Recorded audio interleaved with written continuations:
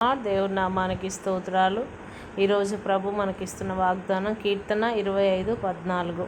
యెహోవాకు భయపడు వారితో ఆయన స్నేహము కలిగి ఉన్నాడు, తన నిబంధనను వారికి తెలియజేయును. ఆమెన్.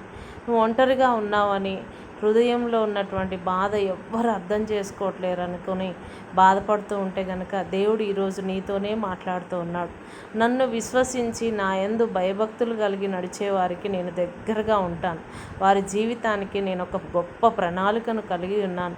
అయితే ఆ ప్రణాళికను నేను మీకు తెలియజేస్తానని దేవుడు చెప్తూ ఉన్నాడు.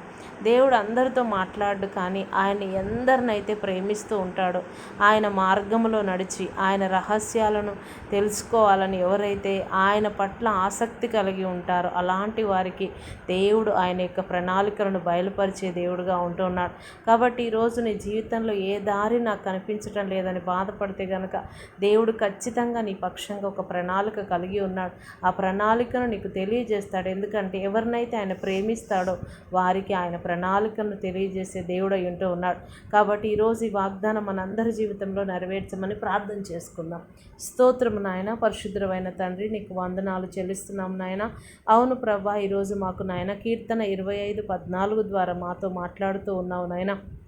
అవును ప్రభా, ఎందరైతే నీ యందు భయభక్తులు కలిగి ఉంటారో వారికి నాయన జరగబోతున్న సంగతులు అన్నిటినీ కూడా తెలియచేస్తానని ప్రభా ఈరోజు మాట్లాడి ఉన్నావు. నీకు వందనాలు. రహస్యములను నాయన బట్టబయలు చేసే దేవుడో నీకు స్తోత్రాలయ్యా. ఎందరైతే నీ మార్గములు నడుస్తూ ఉన్నారో ప్రభా, ప్రతి బిడ్డకు కూడా నాయన వారి జీవితంలో ఏ గమ్యము తెలియక నాయన బాధతో ఉన్నారేమో ప్రభా, దయచేసి వారికి నీవు మార్గమును చూపించమని ప్రభా, నీ ఉపదేశమును దయచేయమని ప్రభా. ఎందుకంటే నాయన ఈ లోకములో ఉన్నవానికి కన్నా మాలో ఉన్నవాడు గొప్పవాడిగా ఉన్నాడు కనుక నాయన దయచేసి నీ పరలోక జ్ఞానంతో ప్రతి బిడ్డను కూడా నింపి నాయన వారి పట్ల నీ చిత్తము, నీ ప్రణాళిక వారందరికీ తెలియజేసి నాయన నీ నామాన్ని మహిమపరచుకోమని ప్రభా. ఈరోజు ఎందరు బిడ్డలైతే మనోవేదనతో కృంగిపోతూ ఉన్నారు నాయన, ప్రతి బిడ్డను కూడా చేయి పట్టుకొని లేవనెత్తి ప్రభా, ఇదిగో నేను నీ పట్ల ఒక గొప్ప ప్రణాళికను కలిగి ఉన్నానని ప్రభా, భయపడకము, దిగులు పడకము, జడియకము, నేను నీకు తోడై ఉన్నానని ప్రతి బిడ్డతో కూడా మాట్లాడి నాయన ప్రతి బిడ్డ దుఃఖమును సంతోషంగా మార్చిన ఆయన, ప్రతి బిడ్డ జీవితంలో ఆనందమును దయచేయమని, ప్రతి బిడ్డ కోరికను నెరవేర్చమని. ఎందుకంటే నీ వాక్యం సెలవిస్తుంది ప్రభా, నీ ఆలోచన యావత్తు నేను సఫలం చేస్తానన్నావు నాయన. ఈరోజు ప్రభా, నీ బిడ్డలు ఏ ఏ విషయాల్లో ఏ ఏ సంగతులను బట్టి ఆలోచనలు కలిగి ఉన్నారు, ప్రతి విషయంలో కూడా వారికి నాయన అయ్యా నీ కార్యమును జరిగించి ప్రభా వారి తలను ఎత్తమని ప్రార్థిస్తూ ఉన్నాను. అనారోగ్యంతో ఉన్న ప్రతి బిడ్డను ముట్టమని ప్రార్థిస్తూ ఉన్నాను.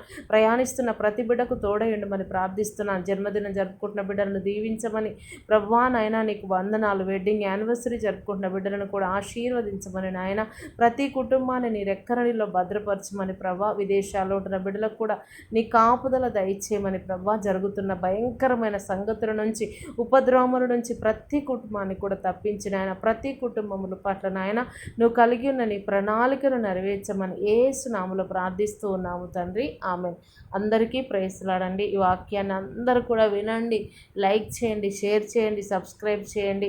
మరి మీకు ఏదైనా ప్రార్థన విజ్ఞాపనలు ఉన్నట్లయితే దయచేసి మాకు మెసేజ్ పెట్టండి. మేము మీ అందరి కోసం ప్రతిరోజు ప్రార్థన చేస్తూ ఉన్నాం. ఏ విషయాన్ని బట్టి దుఃఖపడిన అవసరం లేదు, కానీ మన దేవుడు మన పక్షముగా ఉన్నాడు అనే సత్యాన్ని గుర్తుపెట్టుకొని నా దేవుడు నాతోనే ఉన్నాడు, ఆయనకి నా పట్ల ఒక గొప్ప ప్రణాళిక. బర్త్డే జరుపుకుంటున్న వారికి హ్యాపీ బర్త్డే అండి, మ్యారేజ్ జరుపుకున్న వారికి హ్యాపీ మ్యారేజ్. దేవుడు